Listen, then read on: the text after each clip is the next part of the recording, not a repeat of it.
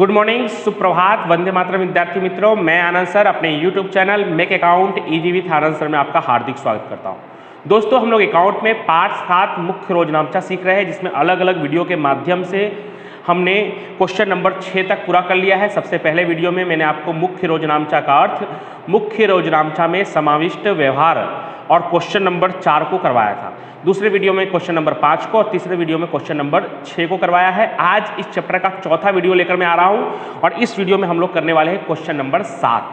तो चलिए शुरू करते हैं। क्वेश्चन नंबर 7 हमेशा की तरह आपके स्क्रीन पर पेज नंबर 181। ये दोस्तों ओल्ड बुक में है, न्यू बुक में कुछ अलग पेज भी हो सकता है, तो आप उस हिसाब से पेज खोल लीजिएगा। तो क्वेश्चन नंबर 7, निम्नलिखित व्यवहारों का लेखाश्री एकता के मुख्य रोजनामचा में लिखिए। तो क्वेश्चन नंबर 7, निम्नलिखित व्यवहारों का लेखाश्री एकता के मुख्य रोजनामचा में, तो पहले हेडिंग डाल देंगे एकता का मुख्य रोजनामचा। फॉर्मेट जो रोजनामचा का होता है वो फॉर्मेट आपको बना लेना है। तारीख या क्रम,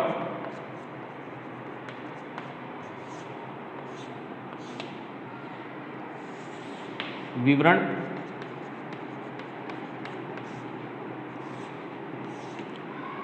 खाता पृष्ठ, नाम का कॉलम है, इसको इतना चौड़ा बनाने की जरूरत नहीं है। उधार, रकम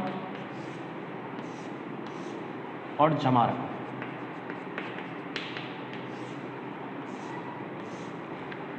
ओके, तो ये हो गया। अब पहला व्यवहार 2014 मार्च 1,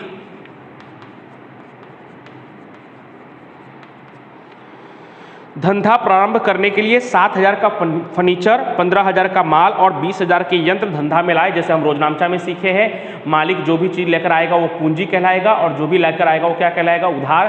तो क्या क्या लेकर आए हैं, सबसे पहले फर्नीचर, तो फर्नीचर खाता उधार,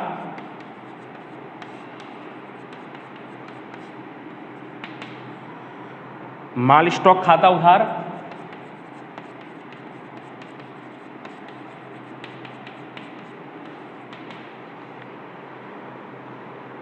यंत्र खाता उधार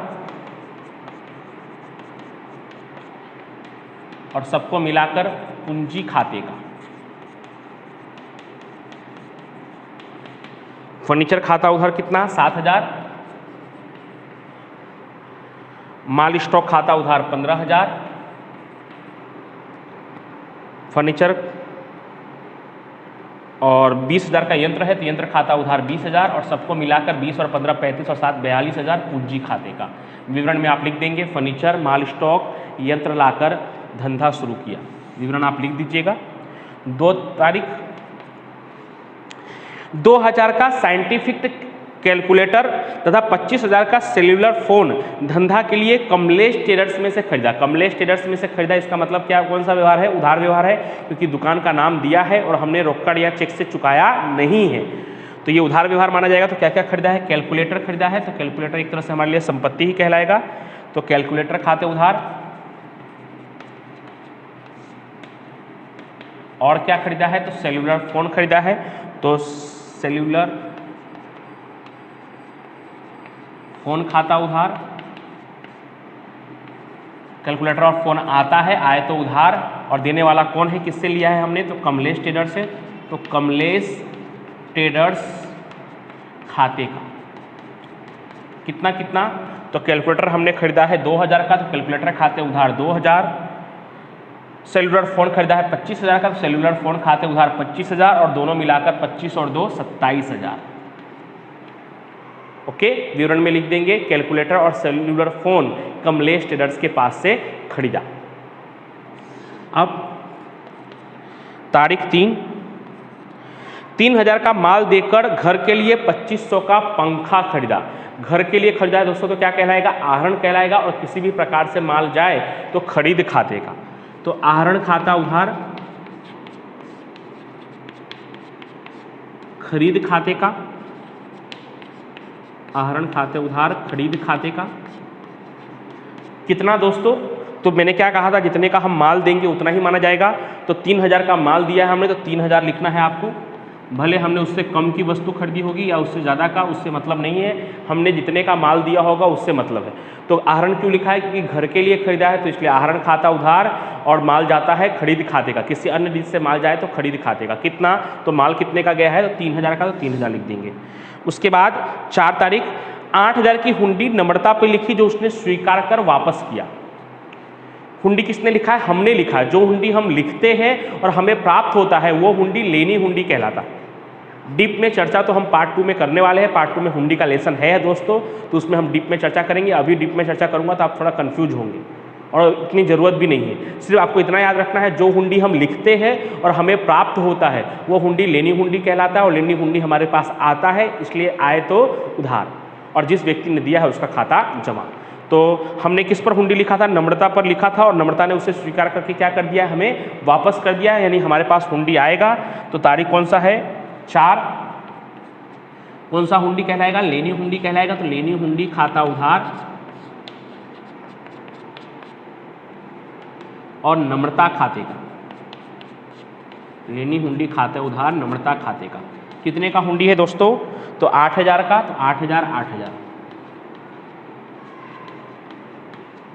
उसके बाद 5 तारीख नम्रता की हुंडी येसा को 8050 के देवा पेटे संपूर्ण हिसाब में बिक्री पृष्ठांकन करके दिया।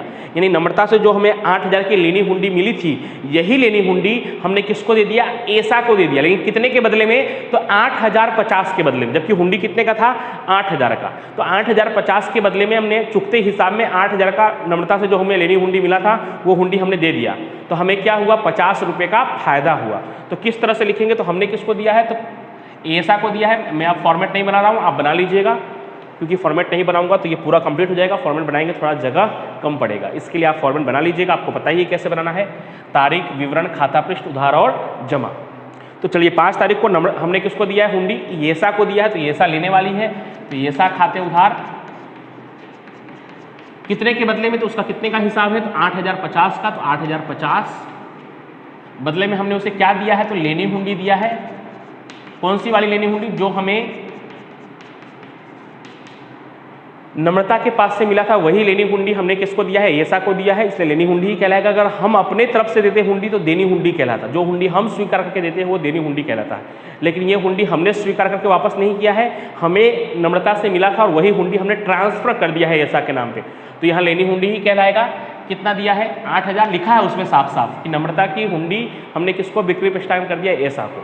और साथ ही साथ हमें फायदा हुआ है बट्टा खाते का। फायदा क्यों हुआ है? क्योंकि 8050 के बदले में हमने 8000 का ही हुंडी दिया है, तो हमें क्या हुआ है? 50 रुपये का फायदा हुआ। उसके बाद तारीख 6000 की हुंडी भारत ने लिखी। भारत कौन है? सामने वाला व्यक्ति, क्योंकि हमारा नाम तो क्या है यहाँ पे? एकता। तो 6000 की हुंडी भारत ने लिखी जो हमने स्वीकार कर वापस की। जो हुंडी हम लिखते हैं और हमें मिलता है वो लेनी हुंडी कहलाता है, और उसी का ठीक उल्टा जो हुंडी सामने वाला व्यक्ति लिखता है और हम स्वीकार कर वापस करते हैं वो देनी हुंडी कहलाता है। और देनी हुंडी हमारे पास से जाता है तो जाए तो जमा। किसको दिया है हमने? भारत को दिया है, तो भारत लेने वाला है। भारत खाते उधार, देनी हुंडी खाते का। भारत खाते उधार, देनी हुंडी खाते का। कितने की हुंडी है दोस्तों? तो 6000 का। तो 6000। उसके बाद 7 तारीख 8000 का माल दुकान में से चोरी हो गया। बीमा कंपनी ने 75% रकम का दावा स्वीकार किया। तो ऐसा भी व्यवहार हम लोग कर चुके हैं रोजनामचा वाले चैप्टर में। तो 75% बीमा कंपनी देगी, फिर भी हमें 25% का नुकसान तो होगा। तो हम क्या क्या लिखेंगे? तो बीमा कंपनी खाता उधार,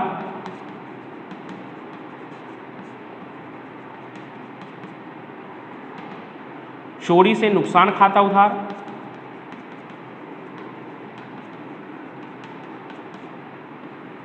और चोरी से गए माल को हम क्या लिखेंगे? खरीद खाते का। किसी अन्य रीत से माल जाए तो खरीद खाते का। तो कितने का माल चोरी हो गया है दोस्तों? तो माल चोरी हो गया है दोस्तों 8000 का। तो जमा में लिख देंगे 8000। 8000 का माल जाता है चोरी से, तो खरीद खाते का 8000। उसमें से बीमा कंपनी कितना देगी? तो 75%। तो 8000 का 75% करेंगे हम दोस्तों, तो 6000 आएगा। तो 6000 बीमा कंपनी देगी। तो नुकसान कितने का होगा, तो 8,000 में से 6,000 बीमा कंपनी देगी तो नुकसान कितने का होगा, 2,000 का। दूसरा तरीका है कि आप 8,000 का 25% कर सकते हैं तो भी आपको 2,000 आ जाएगा, लेकिन उतने करने की जरूरत नहीं है। 8,000 में से 6,000 बीमा कंपनी देगी, मतलब 2,000 का हमें क्या होगा, नुकसान होगा। उसके बाद 8वां सबसे महत्वपूर्ण है दोस्तों, ध्यान से देखिएगा। नीरव के पास से 8,000 लेना है और नलिन को 8200 देना है। 8,000 नीरव के पास से कबूल करवाकर नलिन का हिसाब पूर्ण किया। नीरव के पास से कितना लेना है, 8,000 लेना है। जैसे मान लीजिए एक व्यक्ति इस तरफ है और एक व्यक्ति इस तरफ है। नीरव के पास से क्या करना है, 8,000 लेना है और नलिन को 8200 देना है। इससे 8,000 लेना है नीरव से और नलिन को 8200 देना है। नीरव के पास से नलिन को कबूल करवा दिया हमने और हिसाब चुकता कर दिया। तो बीच में फायदा किसका हुआ, हमारा हुआ, क्योंकि ये भाई से तो हमें 8,000 मिलने वाला था और ये भाई को कितना चुकाना था, 8200। अब हमने दोनों को सामने सामने कर दिया, हम बीच में से हट गए, दोनों को सामने सामने कर दिया। नलिन को कह दिया कि भाई आपका जो 8200 है उसके बदले में नीरव आपको 8,000 चुका देगा और आपका हिसाब चुकता हो जाएगा, और वो मान गया है तो हमें 200 का क्या होगा, फायदा होगा। इन शॉर्ट कहने जाए तो नलिन लेने वाला है और नीरव देने वाला है। नलिन किससे लेने वाला है, तो हमसे लेने वाला है और नीरव हमको देने वाला है।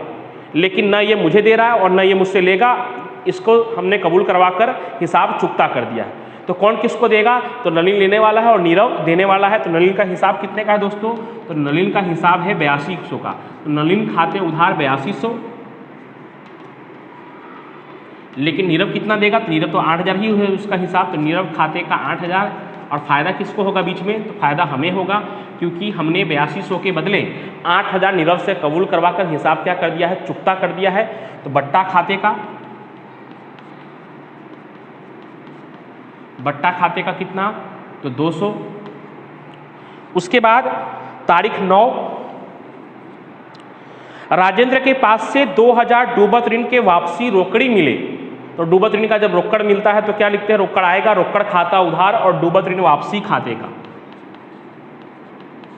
रोकड़ खाते उधार,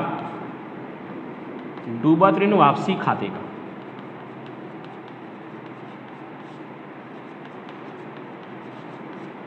नाम नहीं आएगा क्योंकि हमें रोकड़ मिल गया है। तो रोकड़ खाते उधार डूबत ऋण वापसी खाते का कितना, तो कितना मिला है, 2,000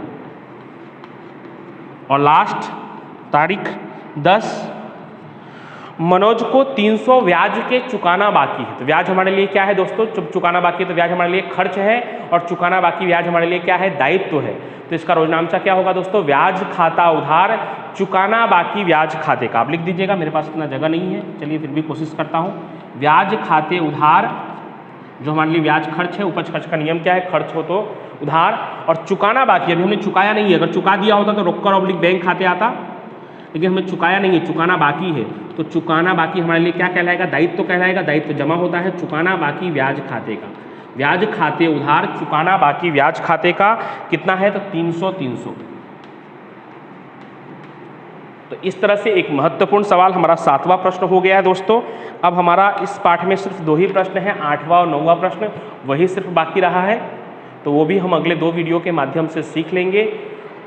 इसको अच्छी तरह से आप नोट कर लीजिएगा। Thank you so much.